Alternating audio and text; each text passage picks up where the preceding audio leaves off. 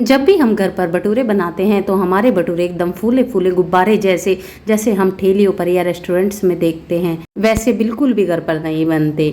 तो इसी के सभी सीक्रेट मैं लेकर आई हूँ जिससे हमारे हर एक भटूरे फूले फूले और एकदम परफेक्ट बनकर गुब्बारे जैसे तैयार होंगे। और इसी के साथ एकदम स्पाइसी काले वाले छोले तैयार करेंगे। अगर आप सभी टिप्स को ध्यान में रखते हुए इसी तरीके से छोले भटूरे बनाएंगे ना तो एकदम परफेक्ट अमृतसरी छोले भटूरे बनाकर तैयार कर सकेंगे बिना फेल हुए। तो चलिए फ्रेंड इस रेसिपी को बनाना स्टार्ट करें। हेलो फ्रेंड्स, कैसे हो आप? आई होप आप बिल्कुल खुश होंगे, खुशहाल होंगे। छोले भटूरे नॉर्थ साइड की बहुत ही फेमस रेसिपी है और यह मेरे घर में 2 से 3 बार महीने में जरूर बनते हैं क्योंकि मेरे बेटे और मेरे हस्बैंड दोनों को ही बहुत पसंद है। इस वीडियो से पहले मैंने आप सभी के साथ इंस्टेंट छोले भटूरे की रेसिपी भी शेयर की है जो एकदम गुब्बारे जैसे बनते हैं और सिर्फ आप उन्हें आधा घंटे में ही बनाकर तैयार कर सकते हैं। तो सबसे पहले चलिए इस रेसिपी को स्टार्ट करते हैं, जिसके लिए मैंने ले लिया है यहाँ पर एक बाउल जिसमें हमें छोले को भिगोकर तैयार करना है और मेजरिंग के लिए ले लिए हैं कप्स। सबसे पहले हम आधा कप छोले भिगो देंगे। इनको काबुली चने भी बोलते हैं, मैं छोले बोलती हूँ। तो देखिए यह व्हाइट वाले छोले हमने ले लिए हैं, इन्हें हम ओवरनाइट के लिए पूरी रात के लिए भिगोकर छोड़ देंगे। तो इसीलिए ही मैंने सुबह ही आधा कप छोले भिगोकर छोड़ दिए थे जिससे कि हमारे छोले अच्छे से शाम तक फूल सकें।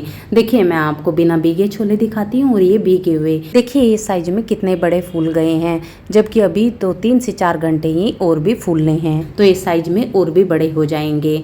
हमें इनको जब तक फुलाना है जब तक ये एकदम सॉफ्ट ना हो जाए। तो अब हम देखिए यहाँ पर 1 कप छोले हमने ले लिए हैं। तो सबसे पहले हमें इनको भिगोकर सुबह ही छोड़ देना है, या सुबह बनाने हैं तो आप रात को भिगोकर छोड़ दें। अब हम करेंगे भटूरे का आटा, जिसके लिए मैंने आधा कप दही ली है। यह बहुत गाढ़ा भी नहीं है और पतला भी नहीं है। इसमें मैं डाल रही हूँ 1 टीस्पून चीनी। पूरे के आटे में हमें इससे ज्यादा चीनी नहीं डालनी वरना हमारे भटूरे जल्दी से लाल हो जाएंगे।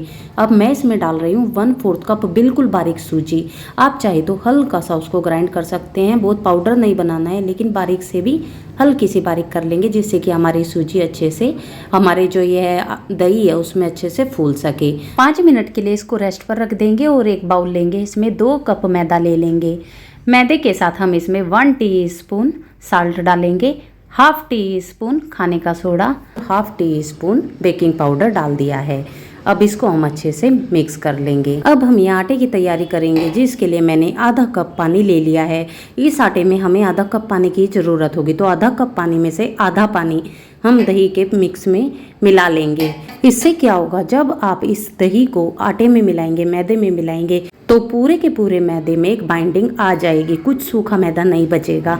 तो इससे इक्वली हमारा जो यह खमीर वाला मिक्सचर है यह अच्छे से हमारे आटे को खमीर उठाने में मदद करेगा। मैंने पूरा दही का पेस्ट मिक्सचर यह इसमें मिला दिया है और मिलाने के बाद हाथ से पहले हम इस दही के पेस्ट को ही इसमें अच्छे से मिक्स करेंगे। हल्के हाथ से बाइंड करते हुए करें और उसमें बचा हुआ जो आधा कप पानी है उसे थोड़ा थोड़ा डालकर बैचेस में डालना है, थोड़ा थोड़ा करके, और हमें इसका सॉफ्ट डो बनाकर तैयार करना है।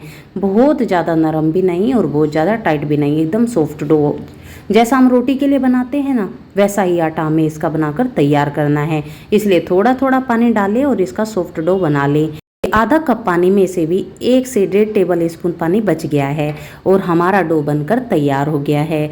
तो यह एकदम चिपचिपा सा डो है, बस हमें ऐसा ही आटा बनाना है। अब हम इसके ऊपर 1 टीस्पून ऑयल डालेंगे और आटा चिकना हो गया है ऑयल डालने से। तो अब हम इसे पटक पटक के कम से कम 2 से 3 मिनट इतना पटकेंगे कि यह डो एकदम चिकना हो जाएगा। आवश्यकता पड़ने पर आप 1 से आधा टीस्पून और ऑयल इस पर लगा सकते हैं और इसको अच्छे से 3 से 4 मिनट जरूर पटके। अगर आप इसे सही से नहीं पटकेंगे तो हमारे भटूरे अच्छे से नहीं फूलेंगे। और जैसे ही यह आटा पटक पटक कर आप 2 से 3 मिनट कर लेंगे तो यह एकदम चिकना सा आटा हो जाएगा। फिर हम इसको अंदर को फोल्ड करते हुए इसकी एक गोल लोई बना लेंगे, जैसे पिज्ज़ा की बनाते हैं ना बस वैसे ही बना लेनी है।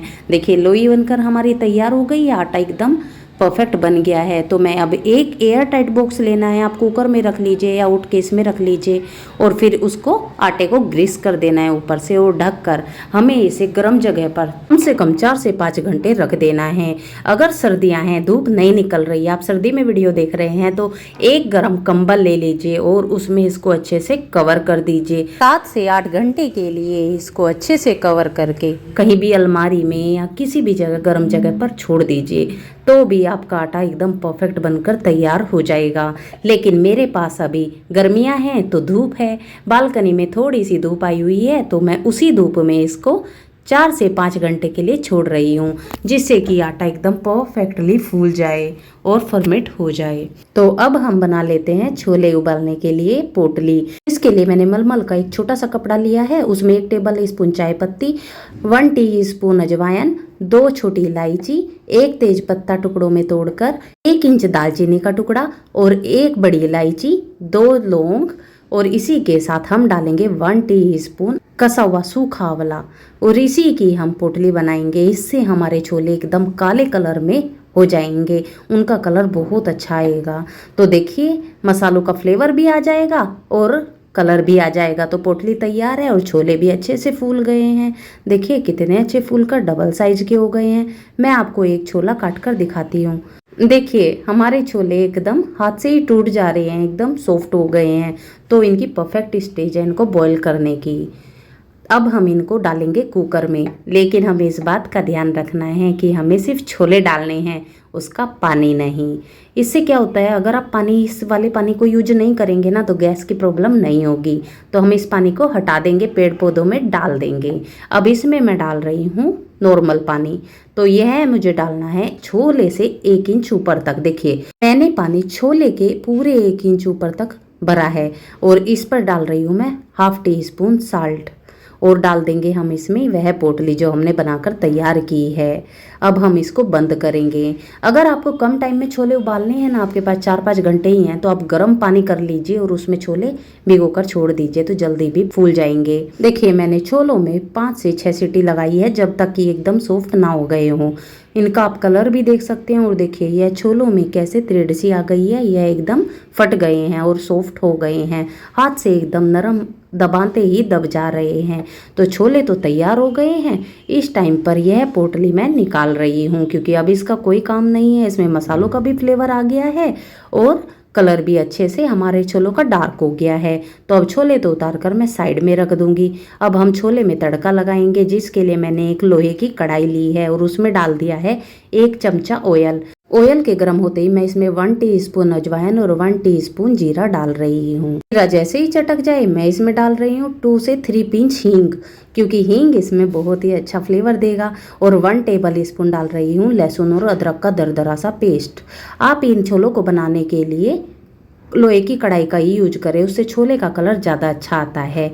और अब मैं इसमें डाल रही हूँ 2 मीडियम साइज के कटे हुए प्याज, और इनको हम लाइट गोल्डन होने तक भुनेंगे। जैसे ही इनका कलर चेंज हो गया है, तो अब हम इसमें 1 टेबल स्पून छोला मसाला डालेंगे। आप घर पर भी बनाकर डाल सकते हैं या बाहर से भी ला सकते हैं। और 1 टेबल स्पून धनिया powder, 1 tablespoon red chilli powder, और 1 टीस्पून मैंने इसमें डाला है नमक।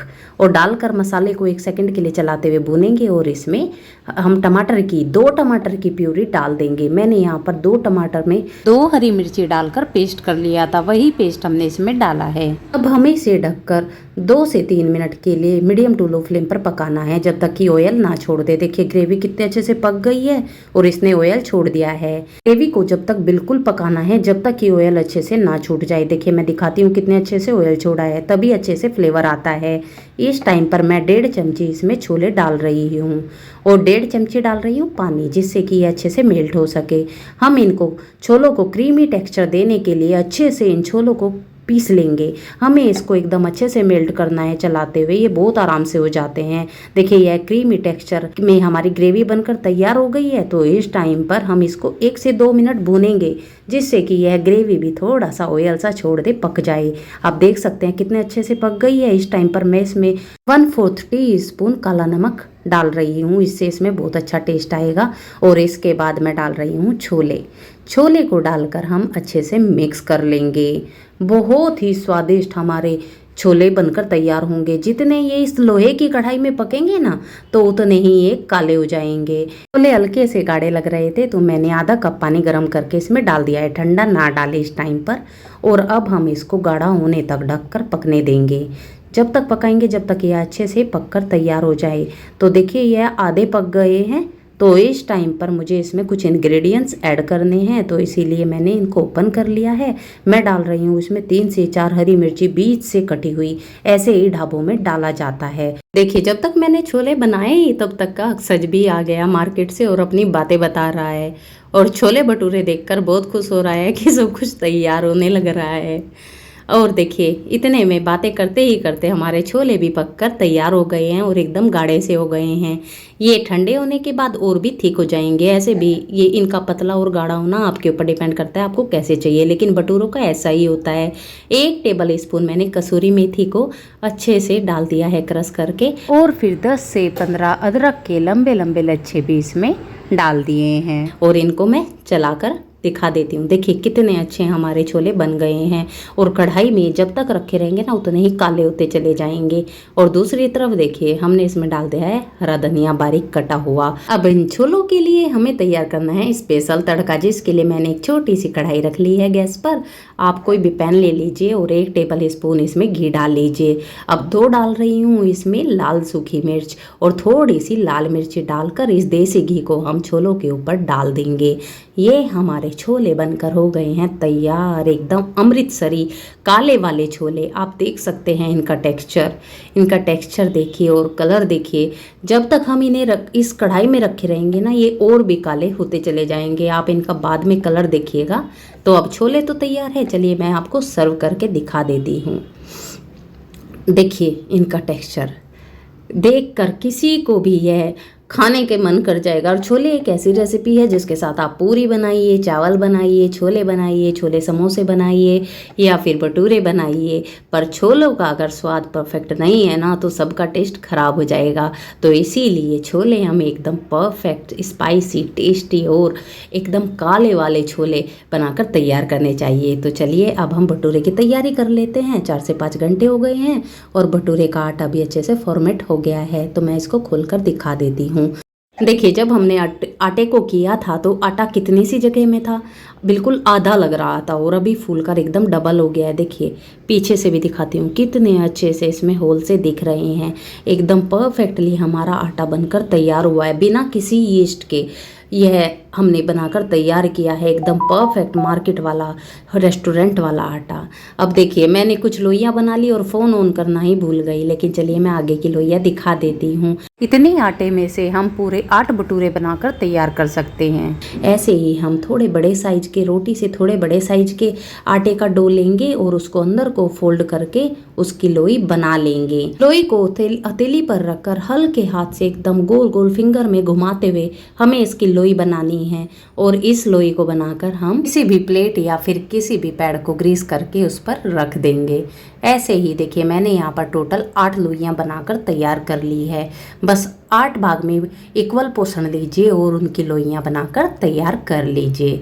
लोइयों को बनाकर हम इनके ऊपर ऑयल लगाएंगे, इनको ग्रीस कर देंगे जिससे कि इनके ऊपर बिल्कुल भी परत ना जमे।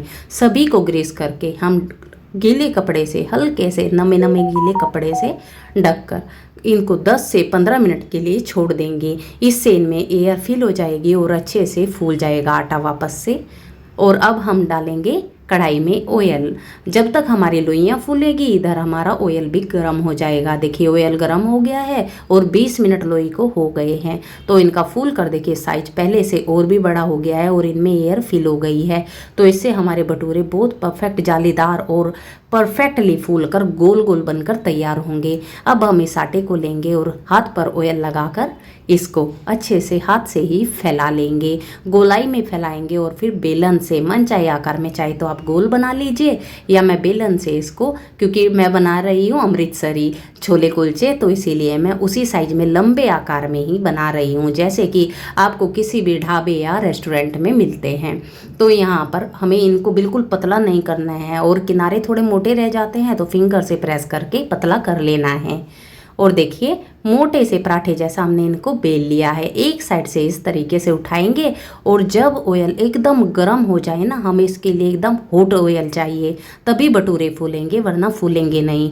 ऑयल में डालेंगे और करछी से ऊपर ऑयल डालना स्टार्ट करेंगे और थोड़ा थोड़ा प्रेस करके इसको पलट देंगे।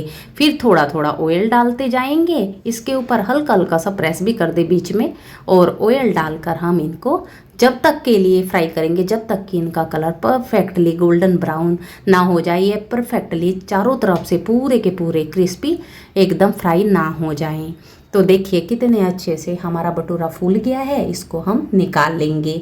यह थोड़ा सा मुड़ गया था तो इसलिए एक साइड से हल्का सा ऐसे हो गया है। अब हम दूसरा भी भटूरा डालेंगे, लेकिन हमारी कढ़ाई एकदम गर्म होनी चाहिए, ऑयल एकदम गर्म होना चाहिए, वरना भटूरे फूलेंगे नहीं। डालकर हल्का हल्का प्रेस करें और फिर पलटकर दूसरी साइड खूब गरम गरम ऑयल डालें और डालने के बाद इनको फ्राई करें। जब भटूरा फूल जाए ना तो हल्का सा आप मीडियम फ्लेम कर सकते हैं, जिससे भटूरा जले नहीं और अच्छे से क्रिस्पी होकर अच्छे से गोल्डन ब्राउन होने तक आप इस पर ऑयल डालकर इसको फ्राई कर सकें। देखिए मैंने यहाँ पर 2 भटूरे तले हैं और दोनों ही कितने अच्छे हमारे एकदम परफेक्ट फूल कर रेडी हुए हैं, एकदम गुब्बारे जैसे।